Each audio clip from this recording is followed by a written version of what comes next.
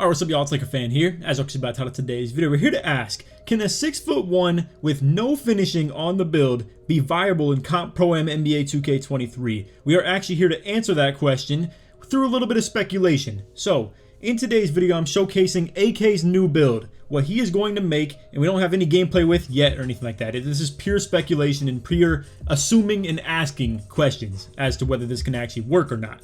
But the reason I feel confident in saying yes, this actually can work, is the fact that we're going to put our money where our mouth is, and we're going to make the build. Between me and AK, I'm going to be paying for it for the most part too. And I believe in a style where you play with an inside big man, and this could even be more viable for other teams, because at the end of the day, I use a 6'9" pick and roller that can't really just sit paint purely at all times. For other people out there that play with 7'3", 7'2", we call them block sitters, that just sit down in the paint and play for pure offensive rebound crashing and don't even run pick and roll, what's the point in having dunk at that point? They're keeping someone down on you as the big man anyway, and the paint's going to be clogged up regardless. So when you play with that ISO block sitter style, what's the point in even having dunk? So the reason I ask that as well is because then it leads to some elite offensive things. Now, don't even question and speculate the whole does 50 prim D and no steal even work. I've seen this.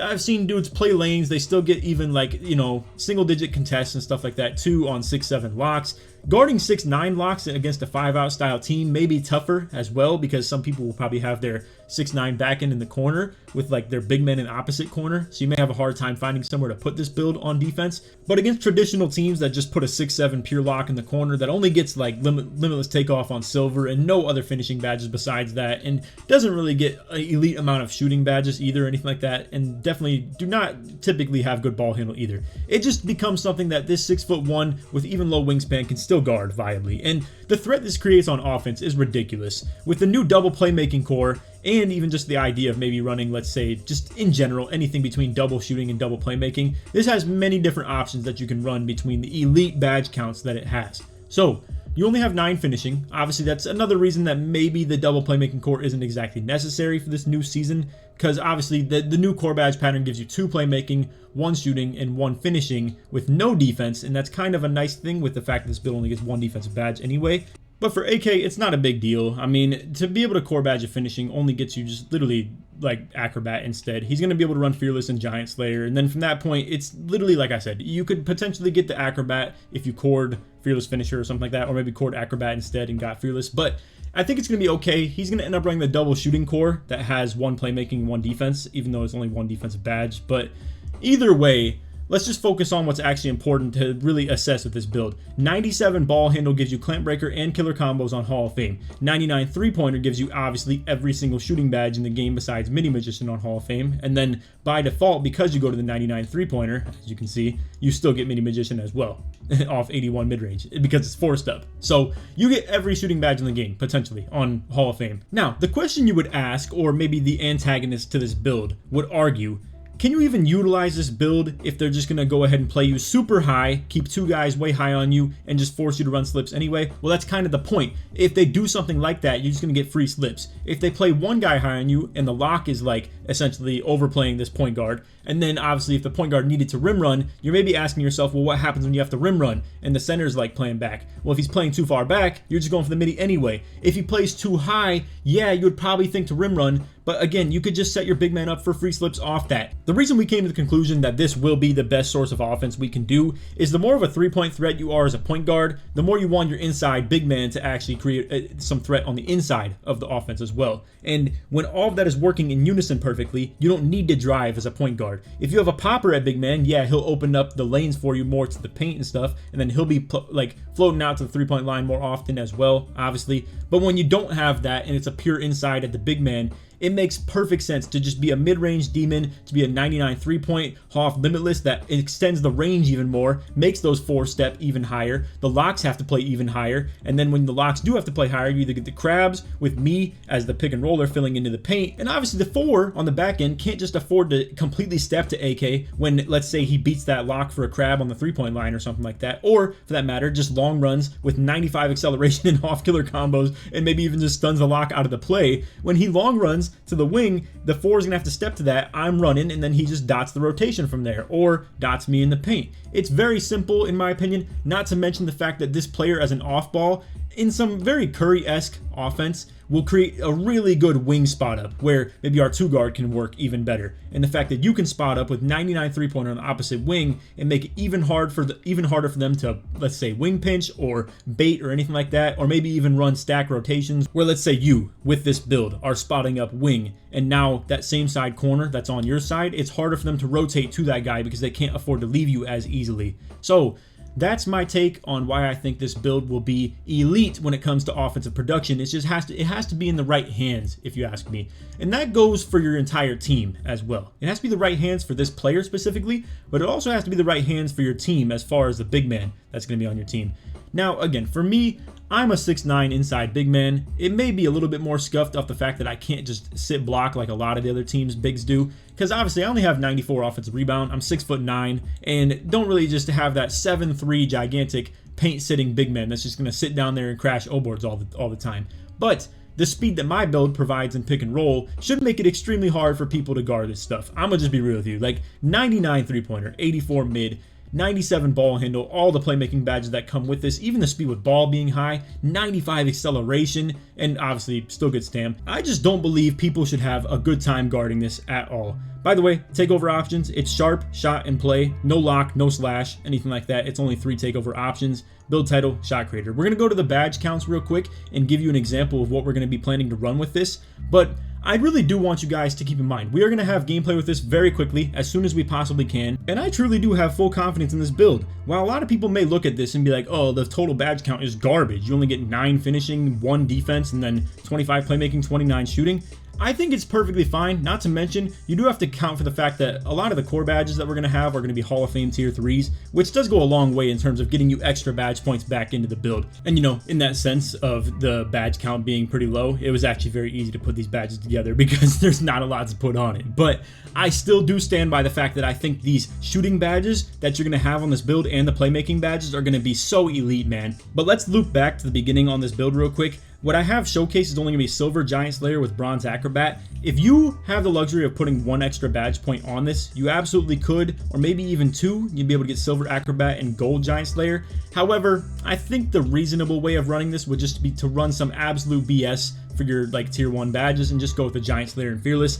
It's probably the more reasonable way to play like this. Now, I will maybe back out and show you a couple different ways you could like create this build, because obviously with you being very layup oriented, I think 80 driving layup would be very important to go for. I wanted to first and foremost just showcase the way that AK is going to run this build though. So I'm thinking it's either going to be something between the lines of what we just showcased, whether it's Gold Giant Slayer and just throw some useless badge points on tier 1, or maybe Silver Giant Slayer and Bronze Acrobat, with the Silver Fearless 100% always ran, no matter which one you're debating. Now, if you wanted to maybe run the new core badge pattern, where you wanted to run double playmaking and then put a bunch of extra shooting badge points on, you would need somewhere along the lines of maybe at least 5 extra shooting badges. You'd be able to run Agent 3 with these extra 7 that you have right here, and then instead of double coring it like I had displayed. Or you could go with a double core that I have displayed hypothetically right here. You can just imagine that Agent 3 is activated, because if you go with the double shooting core, those are going to be the 2 core badges that you have activated. And that would give you instantly all the badges right here, plus Agent 3. Now, you're probably wondering why Bronze Green Machine. It's what AK is very okay with and comfortable. If you wanted to still run the double shooting core and you wanted Hoff Green Machine, all you have to do, put 1 extra shooting badge point on, boom, there's a double shooting core, and now you have the Agent, Limitless, Blinders, Deadeye, and then you'll still have enough for Hall of Fame Green Machine with Hoff Mini Magician and Volume Shooter. So me personally, I like this one a little bit more. I don't think Clutch Shooter is really that important in this build's like kind of way of playing, but to be fair, AK is not a big believer in Green Machine being super important and thinks Bronze is pretty like reasonable for that. But to me, it's either Hall of Fame or Bronze, and that's what he also agrees with. It's also what 2K Labs testing would show. So it's reasonable whether you wanted to put 1 extra shooting badge point on in the double shooting core and you can just roll with that, or it's likely you're someone that doesn't even have the double shooting core, but if you're watching this video, you can still do the double playmaking. So let me explain how that works. Now, with the double play, we'll just assume that Clamp Breaker is going to be then ran as a core badge pattern, and then you can have handles for days. And then as you can see, you're able to run Killer Combos and Clamp Breaker as your cores. It's very easy to get those as well if you want to go with the handles for days core. It's still also extremely easy. And then you still have the Hoff Quick First Step, Unpluckable, Bronze Bailout. We do not have Hyperdrive on this build. If you would like to run hyperdrive, you still could on a lower level, but this is why it's a little bit tougher to go with a double playmaking core. I think this build just needs to be justified off not running hyperdrive, and I think that's fine. Downhill movement is going to be a bit rare with this unless it's like, a full court press break, but even at that, the build still has 83 speed with ball, and obviously you still have half quick first step and 95 acceleration. So I don't think it's going to have a problem beating locks on full court press, not to mention the Hall of Fame clamp breaker as well. That will still be had. And then, like I said, if you went with the double playmaking core, you could simply just put extra shooting badge points on to be able to get the Agent 3. Now, if you had to maybe do so in the sense of maybe dropping one of these between Mini Magician or Volume Shooter at a slightly lower level, like Gold or something like that, to be able to afford it, where obviously you need to put at least 5 shooting badge points in, if that's the case, you could still probably afford to do that if I'm speaking to you. It's likely that you have at least 4, probably 5. You're going to need 5 though, at very bare minimum, if you wanted to run something like this. And that's how you can still afford to run all the necessary playmaking and shooting badges. I showcased 2 different ways. I know it's a little bit confusing to you guys, because I also still explained AK's way of doing it, where, once again, just as a reminder, AK's way of doing it is the double shooting core, where he's just going to have Agent for free right here, as he cores that as well, so it's Limitless and Agent core. And then he would just have to put 5 extra playmaking badge points on, and then boom, there's your handles for days with no hyperdrive. So that's your way of getting it done through the double shooting core from Season 3, which he has. So that's how we're getting it done. And then obviously it's just bronze box out beast for the defense. It's not great. Obviously you're going to have a hard time on defense with this. However, like I said, it's been tried and tested. You can absolutely believe in the fact that this will work to play lanes with. It's so stupid. As long as you're in the right place and you hit X at the right time, you get the passing lane. I've tried throwing lanes at like corners on back doors right at their head. They get it every single time if they're in the right position with it. Now, as far as double cuts and like throwing like 2 steps at them, where 2-step is essentially if you like fake the cut and run back out to the corner, they're gonna have to play the lane to protect themselves, and then you might end up getting them like a wide open corner 3 because they played the lane, and now your 25 steal rating just completely got you out the play. There are many different things that you're going to struggle with on defense with this, but it's still very playable, and I believe in this enough to put it on my court. I'll put it like that. So definitely not too scared of it. Now, in my personal opinion, I think if you're going to go into the wreck with a build like this, it's not going to be very like safe or comfortable. But if you want to do something that makes it a little bit more playable, I would definitely recommend the 80 driving layup. There are some very good layup packages at 80 between Jelly, between Zach LaVine, all types of different convenient ones that you would want as a small guard. And I think to go with 80 and also get that Hoff Giant Slayer could go a long way. And then you could just run Giant Slayer and Fearless, simple as that. Go with the, 4 points here, 4 points there, and you're good from that point. And maybe you wanted to even try and throw on layup timing. I don't really suggest it, to be completely honest with you guys. I don't think it's worth doing all that, to be real with you. But either way, that's still 8 points right there, and you should be plenty good from there. Obviously, after that, just throw a useless tier 1 badge point in. Simple. Or, same with, if I'm speaking to you, the viewer, and you're interested in making a build like this, keep in mind that double playmaking core that from this season that I'm talking about, where if you get the double playmaking, it's the one that gets no defense. So if you went with the double play and the 1 shooting, you also still get 1 finishing core, and maybe you would want to be someone along the lines of doing something like this, where you could get one of these finishing cores between, maybe you want to try Pro Touch at 80 driving layup with Hoff Giant Slayer and Silver Fearless Finisher. Could be pretty valid. If you didn't want the Pro Touch, boom, Core Fearless or Acrobat, and then you get the other one as well between Giant Slayer and whichever one you didn't pick to core. So that's pretty viable. It's definitely the reason to maybe be okay with running the playmaking core. It's just you have to have enough extra shooting badge points to put all those important badges on. Or maybe you don't even care about that eye. Maybe you don't even want to run it and you just wanted the Agent, Limitless, and Blinders. That makes it even easier, obviously, to run something like that, and you can justify that as well. But to get that layup up, you essentially just want to take your acceleration down to 94. You can then put your stamina up to 99 instead of 98, and then put your free throw rating to 82, and then your driving layup to 80. And again, I really do want to vouch for that 80. I think it could be so convenient for the layup packages. A lot of them are a lot better than the default small and stuff like that you're going to get, or the 70-ish like the George Gervin. Now, I love George Gervin for a slasher, but for a build that doesn't have any dunk, I think it's a very bad layup. That George Gervin package is way more meant to be doing on gathers and stuff like that, between the hop dunks, the Euro dunks, the spin dunks. Gervin as a layup package itself is extremely bad. I would not recommend it at all. So that is pretty much the only good package you can get below 80. And anything besides that is definitely at 80 to maybe 82 with like Ja Morant and stuff. But I think 80 would be plenty fine. You can run Jelly, run the scoops and stuff. You get really quick layup animations. It's really convenient. I think you would absolutely want to have this 80 driving layup. So that's me just trying to revise it and give you guys a good way of creating the build that doesn't really hurt anything besides 1 acceleration going down. and you even still get better free throw, you get better stamina, so I could vouch for it. But AK obviously is a small guard in the comp pro-am stuff. Every acceleration counts, and that's extremely important for him. So it is what it is. But anyway, that is off video. I hope y'all enjoyed. If you did, feel free to drop a like, stuff, if you're new to on noties, all that good stuff. And like always, try to win 2,000 likes. And also, like I said, we will be dropping gameplay on this as soon as possible. We're going to get him on the build really soon. He's going to start grinding it. We'll probably get some like really important comp pro-am games on this as well. And I think this can still be fun in our comp style. I'm not sure we're going to do with the 5-out team. I'm having a lot of fun playing on like a PNR style team again, and we'll see. Maybe we just end up kind of diverting back to that a little bit more with our main team as well, and then we'll still be on the Gucci and J-Dub like synergy team that AK also has too.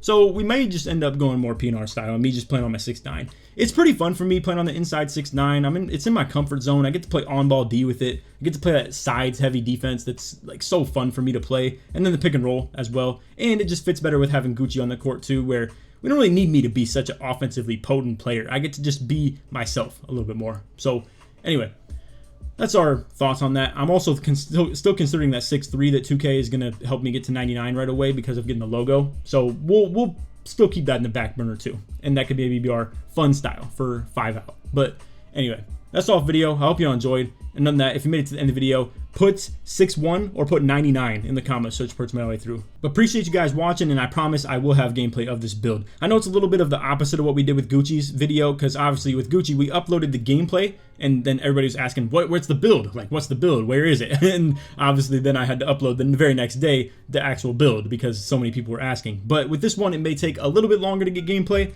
but I definitely wanted to post the video of the build itself as well because I think this has some wheels to it. And you guys know, obviously with like pro-am videos, I don't really like do build videos that segue into a full pro-am gameplay. I generally just would like to split these types of videos up, go build, then pro-am gameplay. Anyway, that's all for the vid. Appreciate you guys watching. Other than that, take it easy, man. Peace.